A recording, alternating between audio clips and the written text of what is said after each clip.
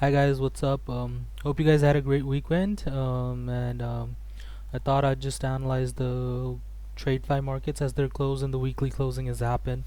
So I thought I'd put out the weekly analysis for the market for the TradeFi market since I thought the last week was a decent one.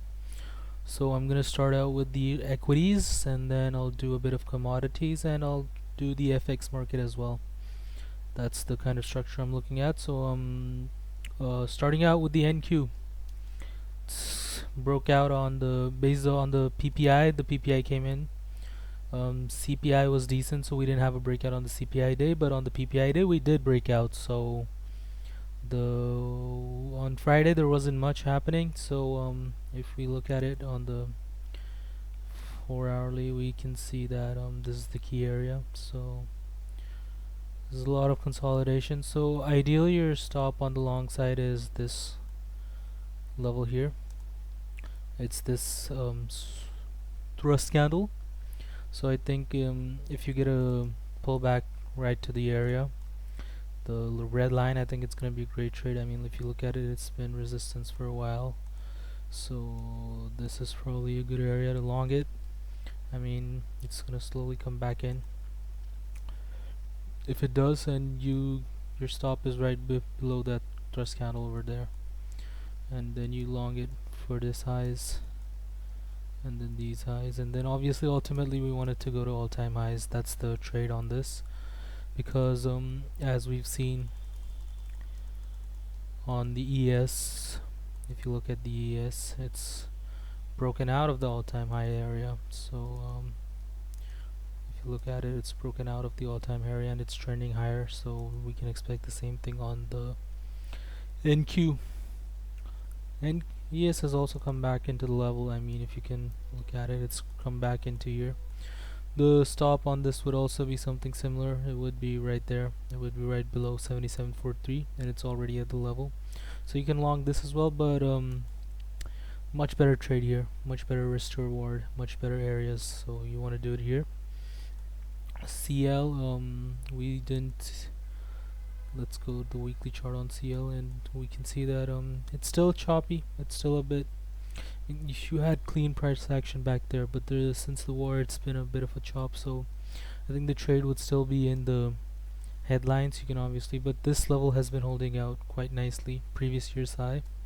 So if you get a break in market structure, actually it's a lower block here. If you get a break above this in the market structure, then that's a decent long. You can long it into this and this gap fill right there.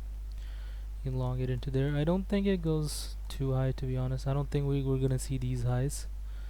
I don't think that's gonna be the case on CL, but we might. So you never know if the war escalates.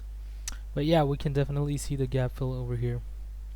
This definitely might happen, so you could just trade that. But if we break this level, obviously it's holding up quite for a while now. So is the support here, support, and then resistance here, support earlier, and now it's holding support again. So if it breaks, then it goes back into the 74s area. It's a pretty straightforward trade. Coming to silver, silver did the retest on Friday and it took off from there. So I think that's a decent play. I think you can long it on the pullback of the order block on the H4 and keep your stop down there. I think we don't see further downside on this. Then trade it right into 67s. I think we get that soon. Short side, you want to see break in market structure and then come back here. This becomes your stop and then it goes right into this low. That's your trade on the short side, but I think it's the long side is the better trade with the way markets are right now. The better risk to reward and gold also has been holding up well. Gold came back into this level, key nice area. Tested this high out and we were seeing some reaction off of that.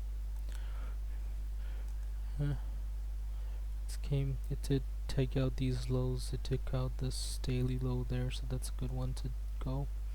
But if you want a high quality long, I think the trade is on the retest of these prior swing lows, these lows, this one, and I think this one. This one's a untested one, so I don't think we get this, but this is doing nicely, but it might, you know, you never know. And then we ultimately, I think we're gonna go higher. I think gold has consolidated down here for about 2 months, so I think a rally's due. Let's see how much we can get a rally on this. Feb. Yeah, so at least the 38 area, right? 38%. If we get the half, that's nice. 4800s might be coming, but you never know. Even if gold is, it has entered a downtrend, right? So if it's entered into a downtrend, let's say, this can still come back into here. This side can also be taken. This is where the trend reverses, and we continue lower from there. But this ultimately is the key area you want to see coming into.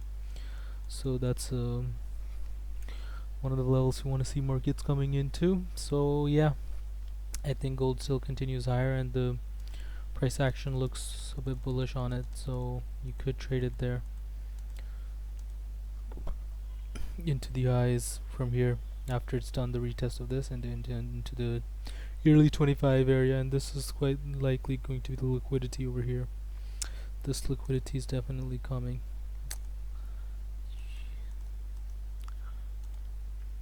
For the FX markets, I'm just gonna start out with a dollar index, right? So I had my levels marked out earlier, but I can just show you where they're coming from. So if I go to the annual chart, I can show you where it's so this is the level, the last year's low. It swing failed this year, and we're forming a bullish candle, so we might see higher prices. But till now, this is the yearly level, and then on the quarterly, this is the last quarter's range, so I've marked that out. And this is the structural area where we were resisting for quite a fair bit, and also right now it's not clearly above there, right? So I mean, if you look on the monthly, we tried to break out of it, but it went right below it, so that's not a bullish sign for the dollar on the price action wise. So even the lower time frame would suggest that we closed right below it, and the weekly hasn't looked so strong. So on the daily chart where we're gonna trade, so this is where you're looking at it right now. So yes, I can think so. So we're holding here, we're trying to hold this area. It's so far it's holding. The long trade on the dollar side is obviously the reclaim of this level, and then we can go back higher into these areas. But I think the trade is right here into this area. We see 98s on DXY. So yeah, that's for dollar. For the FX pair, I'm not sure how the markets have been behaving, but I'll do it a little bit. So we'll look at the yen pair. The yen has done decently. It had quite a sell-off when the central bank was deciding to intervene. So we didn't quite get the swing failure of this low, right? So I mean, I'll just do a clean chart for it. What the hell?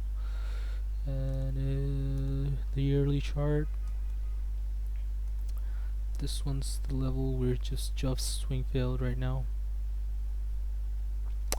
It's first level right there, swing failed this year. Going to the quarterly chart, just clean it up a bit.